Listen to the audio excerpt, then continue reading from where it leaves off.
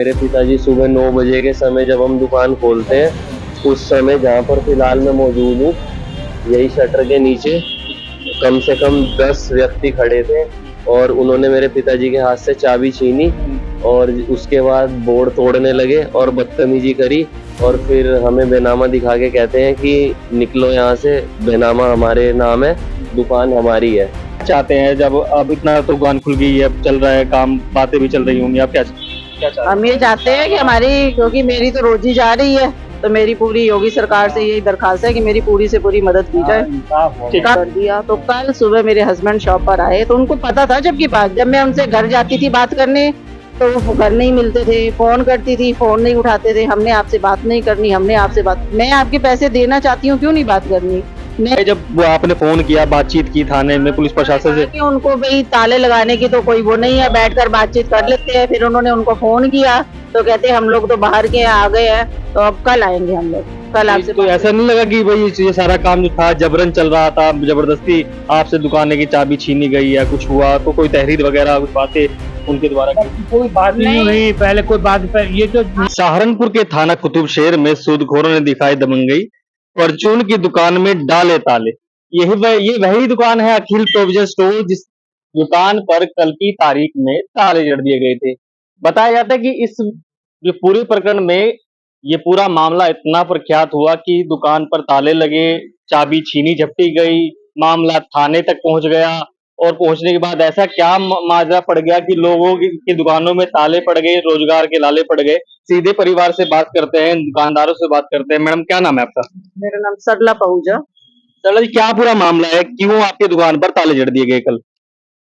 Sir, सन 2020 में मेरे husband को कोरोना काल में अचानक उनको हार्ट अटैक आ गया था और मुझे पैसों की सख्त जरूरत थी। वो हॉस्पिटल में एडमिट थे, तो उस समय कोई किसी की मदद करने को तैयार नहीं था कि सभी कोरोना से पीड़ित थे। तो मुझे पैसों की जरूरत पड़ी, तो मेरे जानने वाले कोई थे, तो मैंने उनसे बात करी कि ऐसे ऐसे मुझे पैसों की जरूरत है सर। तो उन्होंने कहा कि आपका पैसों का जुगाड़ हो जाएगा, कि मेरे जानने वाले मेरे जिया जी हैं सुरेश कुमार जी, और भाई उनका जो हो पैसे आपको मिल जाएंगे। तो जब पैसों की बात हो गई तो मैंने रकम उनसे तय करी, तो उन्होंने कहा कि आपको 1.5% पर पैसे मिल जाएंगे, 1.5-2% पर मिल जाएंगे आप पर।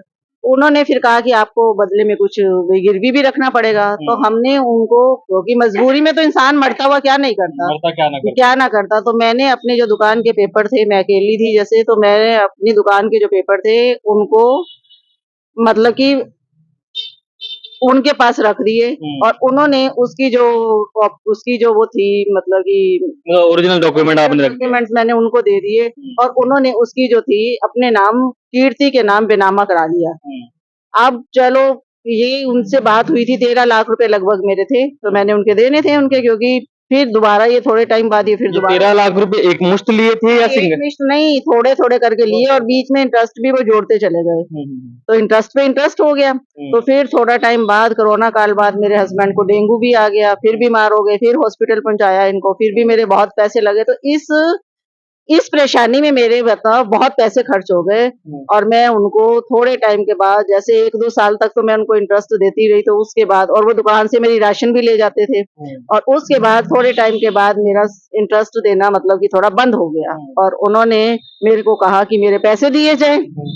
तो पैसे के नाम पर जब पैसों की बात हुई तो मैंने कहा कि मेरी आपसे पहले ही बात हुई थी कि मैं अपनी प्रॉपर्टी बेचकर आपको पैसे दूंगी, मैं आपको पैसे नहीं दे पाऊंगी। तो मेरी अपने हमारे छोटे भाई हैं, उनसे बात भी चल रही थी कि चलो उनको अपनी दुकान उनको दे दूंगी, चलो मेरे पैसे देने हैं, क्योंकि हम ईमानदार लोग हैं कि पैसे देने हैं।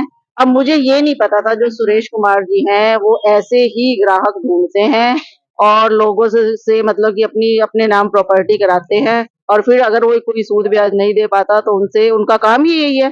उन्होंने 2-3 लोगों के साथ और भी ऐसा किया है।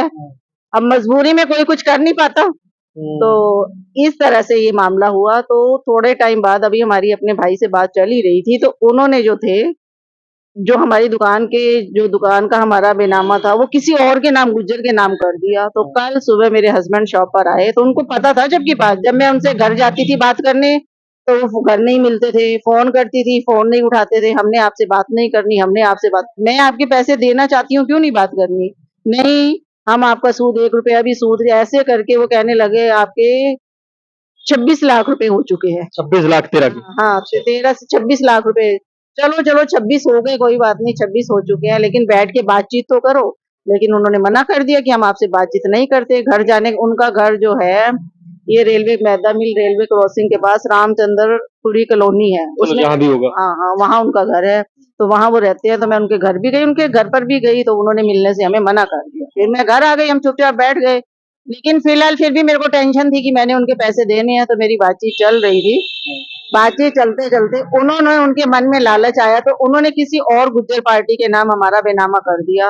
और कल वो हमारी शॉप पर आए, हमारी दुकान पर आने से पहले वो हमारी शॉप पर बैठे हुए थे, 8 10 12 लोग थे। उन्होंने, पता गुर्गे थे वो, तो उन्होंने मेरे हस्बैंड के हाथ से जैसे ही वो ताला खोलने लगे, उन्होंने पहले तो बोर्ड जो लगा हुआ था बेटे के नाम से, उस पर पत्थर देकर मारा। सीढ़ी लगाई हुई थी, बैनर उतार रहे थे हमारे, मतलब कि जो लगे हुए थे दुकान पर। और उन्होंने फिर मेरे हस्बैंड के हाथ से चाबियां खींच ली और वो नीचे गिर गए। वो पहले ही हार्ट पेशेंट है, नीचे गिर गए वो। तो ऐसे कर कि वो ताले लगाते हुए चले गए और कहने लगे कि आज के बाद आप दुकान नहीं खुलेगी और हमें एक बेनामे की कॉपी देंगे कि ये कागज दुकान जो है हमारे नाम है, जबकि उस दुकान में हमारा 20-25 लाख का सामान भी है। तो योगी सरकार के टाइम पे, जिनको हम बीजेपी को वोट दे रहे हैं, सपोर्ट कर रहे हैं, तो हमारी क्या सुरक्षा है? हमारी कोई सुरक्षा नहीं है। अगर मैडम लिए के पाप दिए से कटेंगे, ये तो बात कही जाती है। जब आपने लिया है तो दिया जाएगा। हाँ, तो मैं तो कहती हूँ, लेकिन जायज लिए जाए ना, जितने मैंने देने हैं उतने लिए जाए ना हमसे। सुबह सुबह का समय हुआ, आप दुकान खोलने के लिए आए पाऊजा जी, तो क्या माहौल था? जब पहले से मौजूद थे वहां पर व्यक्ति, या फिर पहले से मौजूद थे। जब हम आए 9 बजे आए दुकान पे, पहले से मौजूद थे वहाँ पे। जैसे हमने दुकान खोली तो पीछे से एकदम आया वो, हमने जो है झपटी, इसने चाबी, हमें एकदम घबरा गया और पत्थर मारने लगे। हम उनको जानते ही नहीं थे, जानते ही थे हम कि मैं कौन आ गया एकदम। हम उनको जानते नहीं थे ना कि ये कौन है, हम जानते ही नहीं थे। जानते क्या मारपीट, क्या माहौल हुआ? मारपीट तो नहीं हुई ना यहाँ पे? नहीं, मारपीट नहीं हुई, मारपीट तो नहीं हुई है।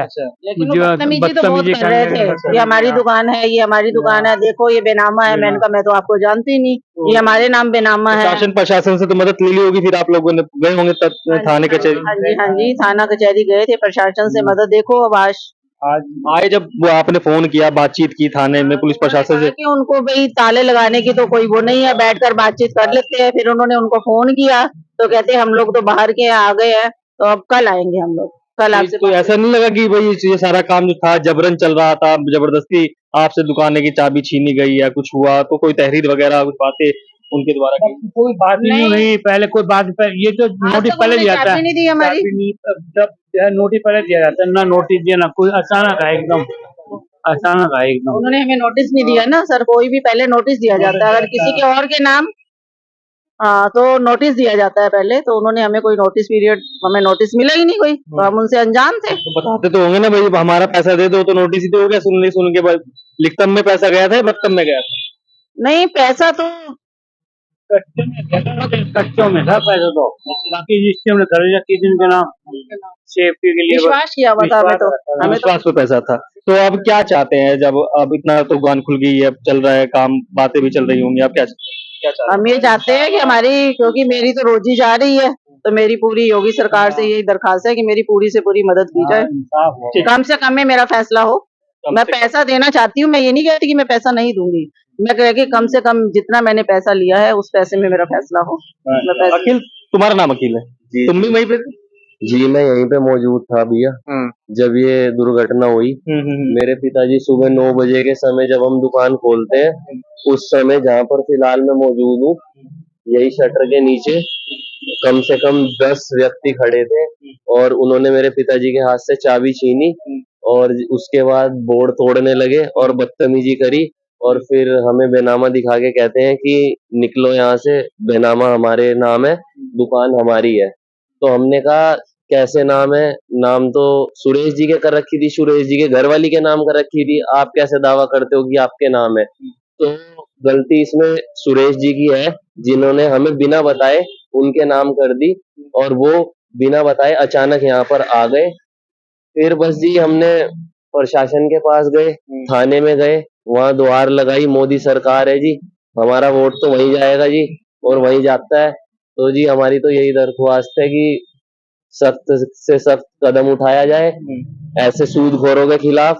और ये जो बताया है मैंने, सुरेश जी हैं, इनका यही काम है जी ये देख लेते हैं, पनप लेते हैं बंदे को, जिसपे पैसा नहीं होता उन्हें कम इंटरेस्ट पे पैसा देके और जी फिर प्रॉपर्टी अपने नाम करवा के फिर उनकी प्रॉपर्टी हड़पते हैं। एक इन्होंने मानक मुंह में करा है अभी, और एक नवादा रोड पे बेची है जी। ठीक है, तो ये अखिल और अखिल का परिवार था जिनका पूरा मामला सूदखोर से था, जिस प्रकार से कल की तारीख में यहाँ ताले जड़े गए। ये तो जांच का विषय है कि क्या पूरे मामले की सच्चाई है, मगर परिवार ने अपनी दुकान खोल ली है और ये जो मामला है वो चल रहा है। फिलहाल इतना ही, खबर में इतना ही, धन्यवाद।